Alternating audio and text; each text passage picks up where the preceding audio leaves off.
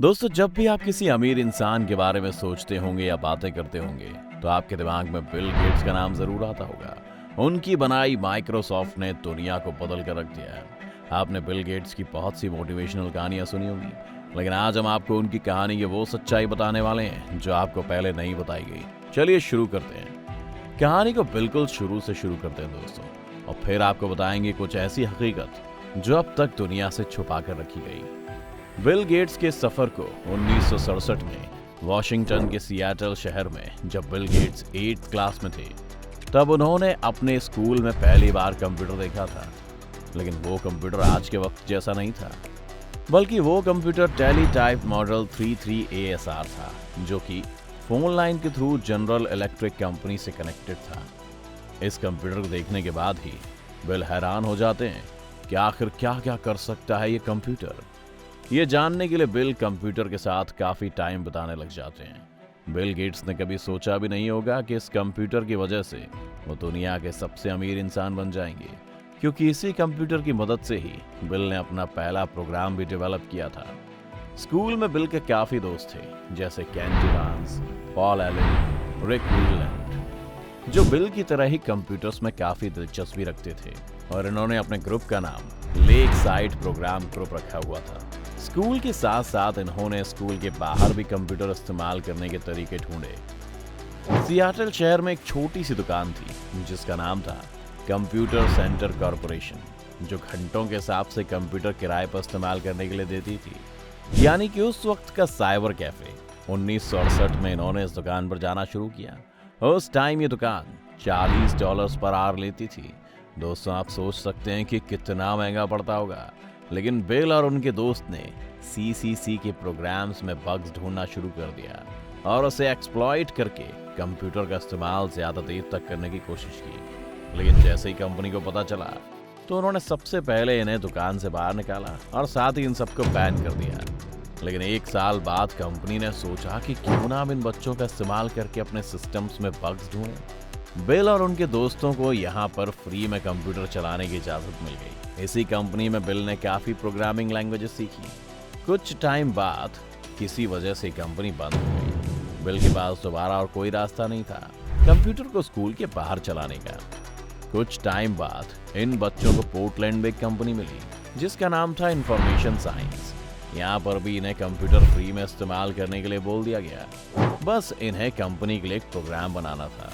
अब प्रोग्राम के बदले कंपनी ने इन्हें पैसे भी दिए। कुछ टाइम बाद इनके स्कूल को भी इनके टैलेंट के बारे में पता चल गया, और इसी वजह से 1971 में बिल और उनके बेस्ट फ्रेंड केंट इवांस को बोला गया कि वो दोनों एक प्रोग्राम लिखें स्कूल के लिए। ये दोनों काफी मेहनत से प्रोग्राम पर काम कर रहे थे। एक छुट्टी के मौके पर केंट पहाड़ों पर घूमने गए, लेकिन केंट पहाड़ से गिर गए और उनकी मौत हो गई। बिल के बेस्ट फ्रेंड की डेथ की वजह से बिल को काफी गहरा सदमा लगा, लेकिन उन्होंने अपना काम बंद नहीं किया। फिर इस काम में बिल की मदद उनके दूसरे दोस्त पॉल एलन ने की। 1972 में बिल और पॉल ने अपनी खुद की कंपनी बनाई और उसका नाम रखा ट्रैफो डेटा। इससे हमें ये पता चलता है कि ये दोनों बिजनेस में भी इंटरेस्टेड थे। ये दोनों चाहते थे कि एक ऐसा प्रोग्राम बनाया जाए जिससे ट्रैफिक को एक्सेस किया जा सके और वो इसे ट्रैफिक डिपार्टमेंट को बेच पाए। काफी मेहनत के बाद भी ये दोनों इस प्रोग्राम में सफल नहीं हो पाए, और 1973 में बिल ने अपना स्कूल पास आउट किया और उसके बाद उन्होंने SAT का एग्जाम दिया और उसमें काफी अच्छे मार्क्स आए, जिसकी मदद से उन्होंने अमेरिका की सबसे अच्छी यूनिवर्सिटी हार्वर्ड यूनिवर्सिटी में एडमिशन लिया। लेकिन पॉल अपनी यूनिवर्सिटी की लाइफ से काफी बोर हो गए और वो यूनिवर्सिटी छोड़कर बॉस्टन शिफ्ट हो गए और हनीवेल कॉरपोरेशन में काम करना शुरू कर दिया। पॉल ने बिल को भी यह मशवरा दिया कि तुम भी यहाँ आ जाओ, और फिर जून 1974 को बिल ने भी हनीवेल कॉरपोरेशन में काम करना शुरू कर दिया। एक दिन पॉल ने एक मैगजीन पर एक फोटो देखी, जो फोटो ALT-AIR 8800 की थी, जो दुनिया का सबसे पहला पर्सनल कंप्यूटर था, और इसमें प्रोसेसर था Intel 8080। पॉल ने फिर ये मैगजीन बिल को दिखाई और बिल को बताया कि ये जो चिप्स कंप्यूटर में यूज की जा रही है उनका साइज कंटिन्यूअसली छोटा होता जा रहा है और उनकी परफॉर्मेंस और पावर बढ़ती जा रही है। इस कंप्यूटर को मिट्स नाम की कंपनी ने बनाया था। फिर बिल और पॉल ने मिट्स को फोन लगाया और उनसे कहा कि हम आपके कंप्यूटर के लिए सॉफ्टवेयर बनाना चाहते हैं। उस टाइम बेसिक लैंग्वेज सबसे नॉर्मल बात थी। इन दोनों ने मिलकर ऑल्टेयर नाम का बेसिक वर्जन बनाया और उसे मिट्स को बेच दिया। मिट्स को इन दोनों का काम इतना पसंद आया कि मिट्स ने पॉल को जॉब भी ऑफर की, लेकिन तब तक पॉल ने माइक्रोसॉफ्ट नाम से अपनी कंसल्टेंसी खोल ली और कुछ टाइम बाद माइक्रोसॉफ्ट को एक ही वर्ड बना दिया, माइक्रोसॉफ्ट। टेक्सास इंस्ट्रूमेंट्स और जापानीज कंपनी के थ्रू इन्हें काफी सारे कॉन्ट्रैक्ट्स भी मिले, लेकिन माइक्रोसॉफ्ट को अपनी सबसे बड़ी सफलता तब मिली जब इन्होंने IBM कंप्यूटर्स के लिए डॉस ऑपरेटिंग सिस्टम बनाया। नवंबर 1983 में इन्होंने अपना पहला ऑपरेटिंग सिस्टम अनाउंस किया, जिसका नाम था विंडोज 1.0। अनाउंस करने के 2 साल बाद यानी 1985 में इसे ऑफिशियली लॉन्च किया गया। जी हाँ दोस्तों, ये उसी विंडोज का सबसे पहला वर्जन है जो आज हम अपने मोबाइल से लेकर लैपटॉप और कंप्यूटर में इस्तेमाल करते हैं। मार्च 1986 में इन्होंने गोल्डमैन शेस के साथ अपना IPO लॉन्च किया, जो इनका बुक रनिंग मैनेजर भी बना। इन्होंने अपने IPO का प्राइस $21 प्रति शेयर रखा और पहले दिन ही इनके IPO की कीमत ट्रेडिंग के बाद $21 प्रति शेयर से बढ़कर $28 प्रति शेयर हो गया। इसके बाद माइक्रोसॉफ्ट कंपनी बहुत सक्सेसफुल हुई। विंडोज 1.0 के बाद 26 जून 1998 को माइक्रोसॉफ्ट ने अपना नया ऑपरेटिंग सिस्टम लॉन्च किया, विंडोज 98, और पूरी दुनिया में इनके सॉफ्टवेयर काफी सक्सेसफुल हुए। लगभग 20 साल तक बिल गेट्स दुनिया के सबसे अमीर इंसान रहे और आज के टाइम पर बिल गेट्स 129.4 बिलियन वेल्थ के साथ दुनिया के चौथे अमीर इंसान हैं।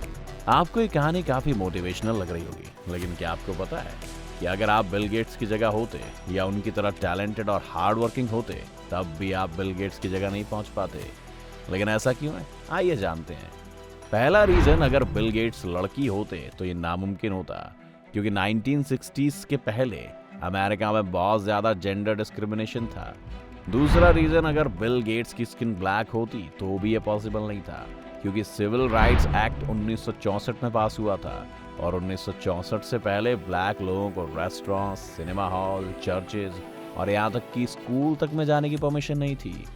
बसेस में भी ब्लैक लोगों के लिए कॉर्नर सीट बना रखी थी। वहीं तीसरा रीजन, अगर बिल गेट्स का जन्म किसी और देश या किसी और शहर में होता, तब भी ये पॉसिबल नहीं था। सिएटल शहर अमेरिका का काफी डेवलप शहर था और जिस स्कूल में बिल पढ़ते थे वो भी काफी एडवांस था और काफी महंगा था। कोई मिडिल क्लास के लोग इसे अफोर्ड ही नहीं कर पाते थे। और सिएटल ही वो शहर था जहां पर बेसिक प्रोग्रामिंग लैंग्वेज का इन्वेंशन हुआ था। 1967 में जब बिल ने पहली बार कंप्यूटर का एक्सेस किया था, उस टाइम पूरे अमेरिका में बस 20,000 कंप्यूटर्स थे। फोर्थ रीजन, बिल के फादर एक लॉयर थे। उन्होंने ही माइक्रोसॉफ्ट को रजिस्टर करवाया और सारी लीगल प्रोसेस भी उन्होंने ही करवाई, जिससे बिल को काफी हेल्प मिली। पांचवा रीजन, जैसा हमने आपको पहले बताया कि IBM कंप्यूटर के कॉन्ट्रैक्ट की वजह से इन्हें अपनी पहली सफलता मिली। उस टाइम IBM के चेयरमैन जॉन ओपेल थे, जो एक NPO के बोर्ड मेंबर थे, और उसी NPO की दूसरी बोर्ड मेंबर थी मैरी मैक्सवेल, जो बिल की मदर थी। बिल की मदर ने ही IBM का कॉन्ट्रैक्ट दिलाने में बिल की हेल्प की थी। आप सब सोच सकते हैं दोस्तों, बिल और पॉल के पास कितने सारे एडवांटेजेस और प्रिविलेजेस थे, जिसकी वजह से इतने सक्सेसफुल हो पाए। अगर इन सब में से एक भी बिल पास नहीं होता, तो शायद बिल आज इस मुकाम पर नहीं पहुंच पाते। आपको ये कहानी कैसी लगी, हमें कमेंट करके जरूर बताएं।